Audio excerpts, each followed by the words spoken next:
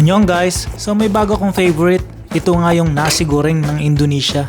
So kung nagsasawa ka na sa fried rice natin, ito naman yung gawin mo. Napakadali nga nitong gawin at mabilis lang. Ang key ingredients lang dito ay yung shrimp paste nila at yung kikap manis.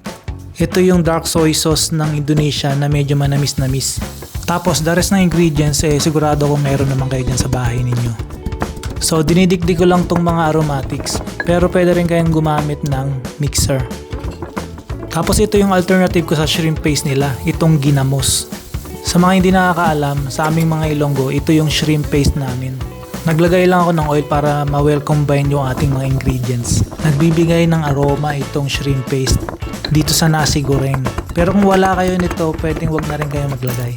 At dahil wala tayong toyo ng Indonesia, itong gagawin natin 3 tablespoon ng dark soy sauce at saka maglalagay tayo ng molasses. Kung wala kayong molasses, pwede rin kayo maglagay ng brown sugar.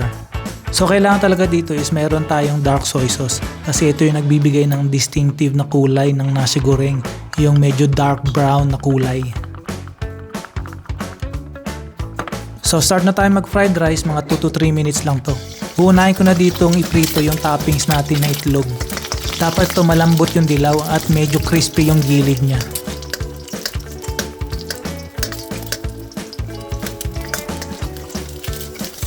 After nyan, igigisa na natin yung aromatics natin. Igisa lang natin ito ng mga few seconds hanggang sa mag-translucent yung ating shallot at garlic. At pag medyo nag-brown na, isunod na natin ilagay yung ating egg. Diyan lang natin siya lutuin sa isang parte ng pan hanggang sa completely maluto siya bago natin siya i-mix.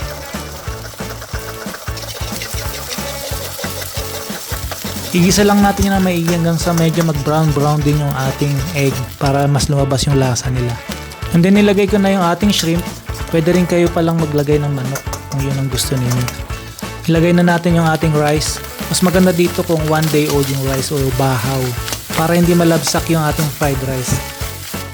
And then ilagay na natin yung ating dark soy sauce mixture. Pansin nyo, konti lang yan, pero iitim ng husto yung ating fried rice na yan.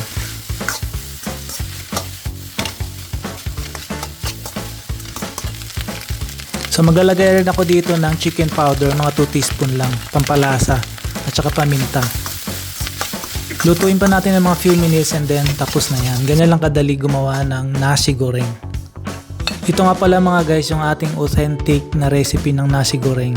So ilagay na natin yung ating mga garnish, yung egg, yung cilantro, yung dried shallots, yung ating shrimp, pati yung cucumber and tomato. Para legit na Indonesian style talaga yung ating nasi goreng. So ayun, kung nagustuhan nyo yung ating today's recipe, please subscribe and follow for more para sa mga cooking videos na kagaya nito. See you on my next recipe video. Annyeong!